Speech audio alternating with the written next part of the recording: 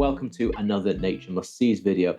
This month I've got 5 species for you to seek out. Some of them might be in your garden, some of them you might need to go out a little bit further afield to go and find. But we're going to have a bird, a couple of insects and some flowers for you, so plenty to sink your teeth into. But before we start with that, a little bit of housekeeping and my April highlights. So I discovered a couple of sites for greater cuckoo flower in the Conway Valley, which I've never seen before. This is a non-native plant, and it's been on my radar for ages to find, and I've never been lucky enough to stumble across it. And in these 2 woods in the middle of nowhere, stumbled across them this April. So I've been delighted with that. I'll do more about that in another video soon. And then I had an osprey fly right over my head, probably one of the Lymphenic birds off the moors in Denbigh, going off on an away day fishing. But always nice to see a big osprey flies directly over your head.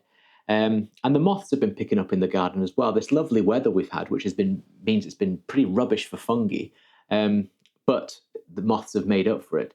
Had some delightful species in the garden, nothing particularly rare, but just 3 of my favourites in terms of their appearance. Pebble hooktip was one, pebble prominent another, and iron prominent. All 3 of them not showy and garish, just intricate beauty camouflage.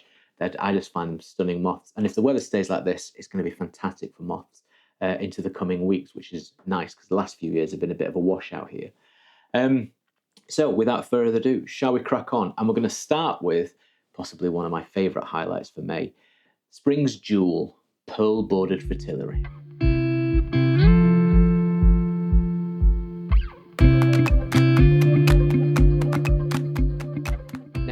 One of my favourite butterflies is the Pearl-bordered Fritillary. It is a stunning species, and May is a fabulous time to go out and see them. This is a typical fritillary in being orange with black intricate markings, with black dots towards the edge of the wing and a little white margin on the very edge of the wing, and the underside, which looks like stained glass. It's just a remarkably beautiful, intricate little butterfly. Often one of the first fritillaries of the year. And usually kind of mid-May to mid-June would be kind of peak flying time. But this lovely weather we've had this year has really moved that forward. And when I was filming these towards the end of April, I had 50 in a very, very small area. And that's one of the delightful things about this species. You're not just usually when you're in a good place for them, it's not just 1s and 2s. There's usually lots of them flying low over the vegetation. They're not flying very high. And feeding on plants like dandelion, underlying the importance of dandelion as a food source for lots of insects. But sadly, this is a species that's in dramatic decline and is retreating into pockets of the UK. Scotland's still got parts that are a stronghold up there. Down south on the kind of Devon-Dorset border, there's sites down there. But if you're in North Wales or the northwest of England, can I strongly suggest Airth Rocks, just outside Ruthin. There's a butterfly conservation nature reserve there, and it is fabulous for butterflies and also wildflowers as well. It's well worth a visit. And when I was there the other day, it's just a delight in the sun with all these butterflies around you. It was such a joy. It's almost weird that you're in this little location where there's lots of these butterflies, and in the nearby areas they just don't occur. So enjoy them while they're there. Because they are in absolute freefall decline. So yeah, May, make it your mission to go out and see this absolute jewel of spring, the Pearl-bordered Fritillary.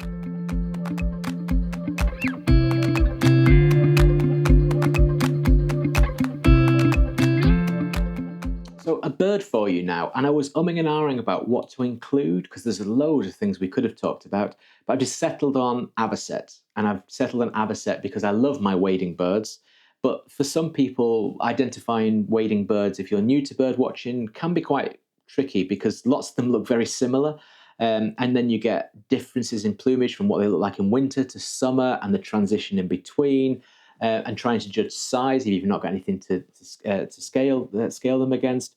It can be quite tricky, but Avocet is a wading bird that you're not going to need any help identifying. Black and white with a beautiful needle-like upcurved bill. So easy to identify. And I just love the way they go into the water and start swooshing from side to side as they're looking for their food in the water. They're a remarkable bird. And they were extinct as a breeding species in the UK around 1842.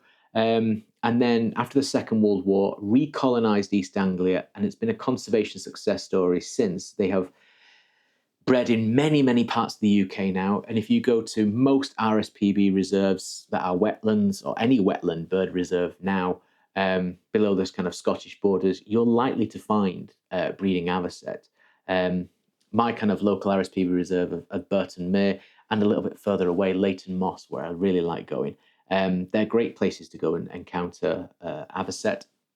And it's kind of a bird that, if you're watching Avocet, you've also got a wonderful supporting cast of other birds. You will be hearing bitterns booming and maybe even bearded tit in the reed bed, other wading birds, other ducks. It's just one of those birds that if you're watching Avocet, the supporting cast of birds is also wonderful.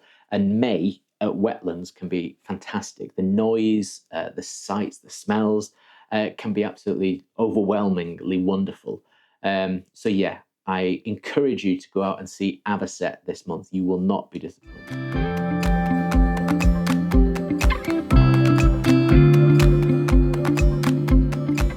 Now, May is a great time to head out into the woods and listen to the dawn chorus of the birds, but also to indulge yourself in a little bit of wildflower spotting. And wood anemone is perhaps the most gorgeous little wildflower of the woodlands in spring, in my opinion. And it's got a lot of charm and character. And often, when you find big patches of wood anemone, it means you're in ancient woodland. Wood anemone patches don't grow very big very quickly. So if you get big patches, they've been there a long, long time. So they're often indications of ancient woodland. And they have the most delicate white flowers that en masse look fantastic. And on sunny days, they fully open. But when it's cool, damp, or raining, the flowers will close up, and the backs of the petals can vary in colour. Sometimes they're just white, but sometimes they have a beautiful lilac purpley hue. And when you get lots of those closed up, it can often throw you off what they are from a distance, because you kind of think, oh, what's that purpley thing? And then when you walk over, you realise it's a closed up wood anemone. But in spring, there's very few species you would get this confused with. Wood sorrel has similar-ish flowers, but the leaves of wood sorrel look like the Irish shamrock. They don't look like anything like wood anemone leaves. And usually where you find wood anemone, it's just a great location because it'll be filled with things like wild garlic and bluebells and wood sorrel, traditional kind of spring woodland plants, with wood anemone holding them all together. It's a great, great little plant. It's a great excuse to go out into the woods, enjoy the birds, enjoy the wildflowers. Yeah, wood anemone in May, what's not to love?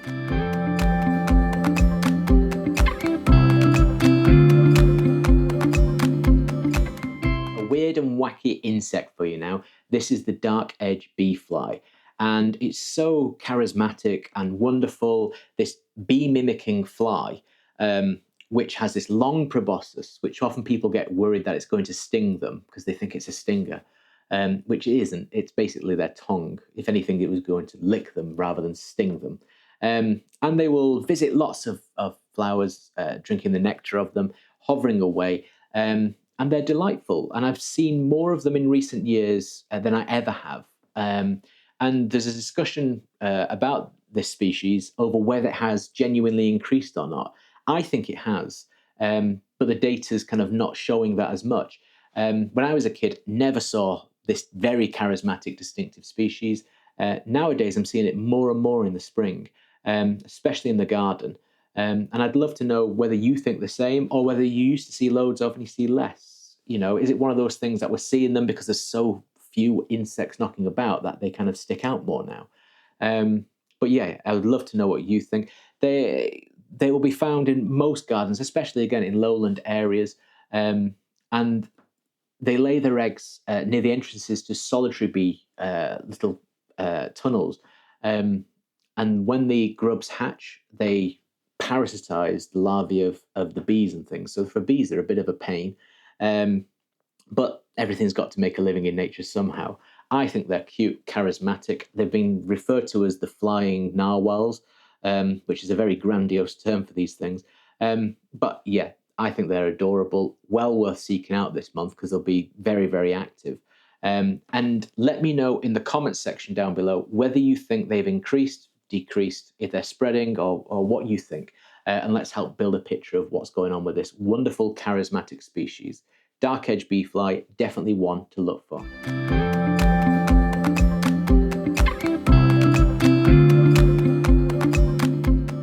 Now our next plant is Ivy-leaved Toadflax, and this is a native species to the UK. It's a Mediterranean species that was accidentally brought to the UK around 1640, we think, to the kind of London area, what we think was with imported marble, and that's how it arrived. And it's a plant that likes nooks and crannies in gardens. So any wall that's got loose mortar or gaps in the slabs or in the pavement, anything like that, that's the home it's going to find itself. And in May, looks fantastic. Beautiful flowers, nice and compact.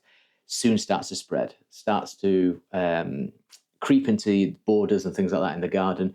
So if you keep it in check, it's lovely. Can be a bit unruly if you don't keep it in check, though. But it doesn't like a lot of competition, and it's so low growing that anything big, it just will stop Ivy-leaved Toadflax from growing.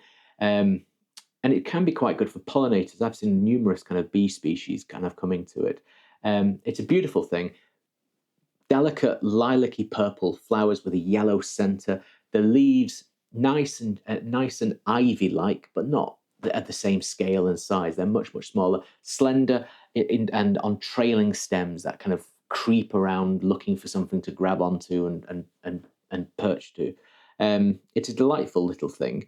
It's common over much of the lowland area of the UK. The higher up you go in altitude, it seems to kind of not be as dominant, but you can still even find it at some altitude.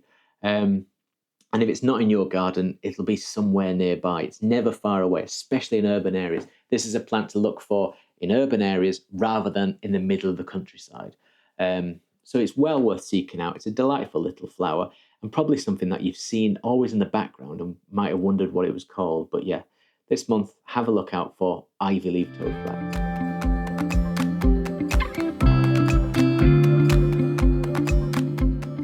So there you have it, 5 species for you this month to go out and look for. Some of them you might be able to find in your garden. Others, it'll be a trip to a wetland and a trip to a woodland, but it's nice that it'll take in a variety of habitats this time of the year. And everything's come alive now in the last few weeks. The flowers are out, the insects are buzzing, and the birds are singing. So it's a great time to get out and enjoy your local wildlife wherever that is. As usual, if you do find anything, let me know in the comment section down below. And it doesn't have to be one of the 5 species. If you found something special to you this month, let me know in the comment section down below. In the meantime, have a great May. I hope it's wildlife filled. And next month, I will be back again with some more species for you to look for. Bye for now.